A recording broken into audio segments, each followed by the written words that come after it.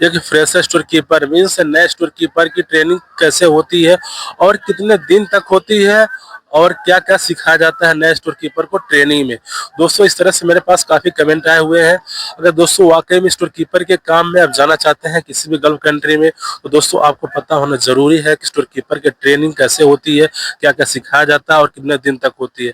तो दोस्तों इस वीडियो में बने रहे आप, क्योंकि इस वीडियो के माध्यम से बताने वाला हूँ कि मेरा ट्रेनिंग कैसे हुआ था और क्या क्या ट्रेनिंग सिखाया जाता है और ट्रेनिंग कैसे होती है, सब कुछ मैं बताऊंगा, एक्सप्लेन करूंगा वीडियो के माध्यम से। वीडियो में बने रहे आप। सबसे पहले स्वागत है आप सभी दोस्तों का एक बार फिर से हमारे नए यूट्यूब चैनल में। दोस्तों मेरा वीडियो अगर आप फर्स्ट टाइम आप देख रहे हैं या मेरे चैनल फर्स्ट टाइम आप आए हैं, तो दोस्तों चैनल को सब्सक्राइब करें। और दोस्तों मेरा वीडियो आपको अच्छा लगता है तो लाइक कमेंट और शेयर दोस्तों जरूर करें। दोस्तों मैं बात करूँ फ्रेशर स्टोर कीपर की मीन्स नए स्टोर कीपर की ट्रेनिंग कैसे होती है। दोस्तों गल्फ कंट्री में किसी भी दुबई, सऊदी, ओमान, बहरीन कोई भी स्टोर कीपर जाता है नया, जो पहला फ्रेशर बंदा, तो दोस्तों उसका ट्रेनिंग कुछ इस तरह से होता है कि पहले जब किसी भी स्टोर में आप काम करने जाएंगे, आप नए बिल्कुल हैं, तो जिस भी स्टोर में आप काम करने जाएंगे तो वहाँ पे बहुत सारे लोग पहले से ऑलरेडी काम करते रहे मिलेंगे आपको। तो सबसे पहले वहाँ पे जो आपके साथ जिसके काम करेंगे वो आपको परिचय कराएगा, इंट्रोडक्शन करवाएगा, वहाँ पे आपको मिलाएगा। वहाँ जो पुराने लोग काम करते हैं, वहाँ हेल्पर काम करते हैं, सबसे परिचय कराया जाएगा आपका कि हाँ बंदा यहाँ आया है, नए है।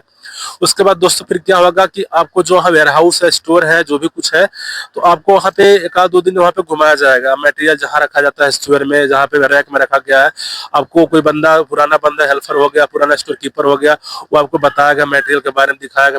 ये मटेरियल उसमें टैग लगा रहता है, जितने भी मटेरियल होते हैं, इलेक्ट्रिकल हो गया, जनरल हो गया, सिविल हो गया या फिर केमिकल हो गया, जो भी मटेरियल है। तो दोस्तों जिस भी आप कैटेगरी में जाएंगे, क्योंकि हो सकता है आपका इलेक्ट्रिकल हो सकता है, जनरल हो गया, एक स्टोर कीपर दोस्तों सब चीज नहीं देखता है। बहुत कमी ऐसा कंपनी होती है जो एक स्टोर कीपर जो सारा मटेरियल देखता है। कुछ ही ऐसा कंपनी होगी जहाँ पे होता होगा कि एक स्टोर कीपर सारा मटेरियल को देखता होगा।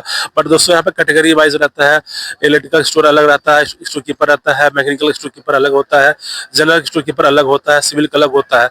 तो आप जिस भी फील्ड में जाएंगे तो वहाँ पे जाने के बाद क्या होगा, आपको फिर आपको वहाँ पे मटेरियल के बारे में बताएगा। जो लड़का होगा स्टोर कीपर होगा पुराना, आपको टैग पे लिखा होता है क्या मटेरियल है, क्या उसका नाम है, साइज क्या है, मॉडल नंबर क्या है, उसके बारे में एक ही चीज बताएगा। वेयर हाउस में जो भी मटेरियल वहाँ पे रखा रहेगा स्टोर में, पहला चीज आपका ये हो गया। और दोस्तों दूसरा स्टेप है स्टोर कीपर के ट्रेनिंग का, कि कुछ कंपनियां में ट्रेनिंग बुक मिलता है काम के बारे में सीखने के लिए कि कैसे कैसे काम होता है, सब कुछ प्रोसेस में लिखा रहता है ट्रेनिंग बुक में। कुछ कंपनियों में क्या होता है बुक नहीं मिलता है, फिजिकल ट्रेनिंग होती है, तो हमारी कंपनी में ट्रेनिंग बुक मिलता है। उसके बाद दोस्तों दूसरे दिन क्या होता है, कुछ कंपनियां क्या करती है सिस्टम का चेकअप करवाती है, वाकई में आपके पास सिस्टम का नॉलेज है कि नहीं है। कुछ कंपनियों में क्या होता है कि ट्रेनिंग सिस्टम का बाद में होता है, तो हमारी कंपनी जो होता है दूसरे दिन वो ट्रेनिंग होता है, ट्रेनिंग भी होता है और सिस्टम बारे में चेक होता है पहले कि आपको सिस्टम में क्या क्या आता है, आपको एक्सेल आता नहीं आता है। मुझसे भी एक्सेल टेस्ट हुआ था, मेल भी लिखवाया गया था मुझसे दूसरे दिन। तो सब कंपनी का अलग अलग सिस्टम है, सब कंपनी अलग तरीके से होता है। तो दोस्तों सिस्टम टेस्ट चेक होता है, उसके बाद आपको मेल भी लिखवाया जाता है, जो भी कंपनी पॉलिसी है उसके अकॉर्डिंग आपको टेस्ट देना होता है। इसके बाद दोस्तों जो अगला ट्रेनिंग होता है आपको मटेरियल रिसीविंग का। तो दोस्तों जहां भी आप काम करेंगे, स्टोर में काम करेंगे या साइट पे काम करेंगे, जहां भी काम करेंगे, तो आपको जो भी आपका स्टोर कीपर पुराना बंदा वहाँ होगा उसके साथ आपको काम करना होगा।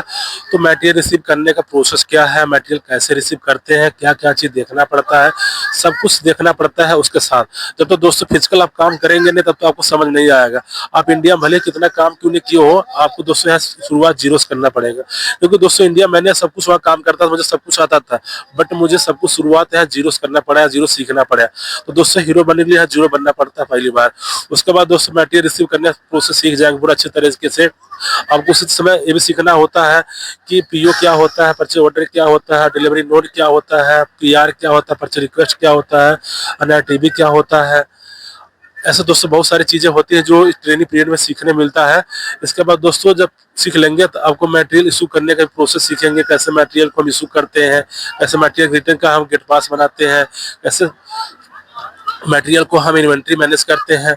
तो दोस्तों जब आप रेगुलर बेस पे काम करेंगे 1 से 2 महीने में, 3 महीने में आपको समझ में आ जाएगा हाँ वाकई में आपको ऊपर नॉलेज है कि नहीं। तो दोस्तों 2 से 3 महीने में ट्रेनिंग जो होता है कंप्लीट लगभग हो जाता है। 2 से 3 महीने में आपको उतना ट्रेन हो जाएंगे, हाँ आपको जानकारी हो जाएगी कि हाँ आप काम कर ले जाएंगे। तो दोस्तों मैक्सिमम जो ट्रेनिंग होता है 2 से 3 महीना तक होता है, और 2 से 3 महीने प्रोबेशन पीरियड होता है। उस पीरियड में अगर आप ध्यान नहीं देंगे, सीखेंगे नहीं, तो आपको कंपनी से निकाला भी जा सकता है। तो प्रोबेशन पीरियड में आपको अच्छी तरह ध्यान देना होता है। अगर ध्यान नहीं देंगे दोस्तों तो आपको निकाला भी जा सकता है कंपनी से। तो दोस्तों उम्मीद करता हूँ जानकारी बहुत आपको अच्छा लगा होगा, और दोस्तों जानकारी अच्छा लगा हो तो चैनल सब्सक्राइब करना, वीडियो को लाइक करना, कमेंट करना, शेयर करना दोस्तों। थैंक यू फॉर वॉचिंग दोस्तों। टिल देन टेक केयर दोस्तों। Thank you for watching. Bye bye.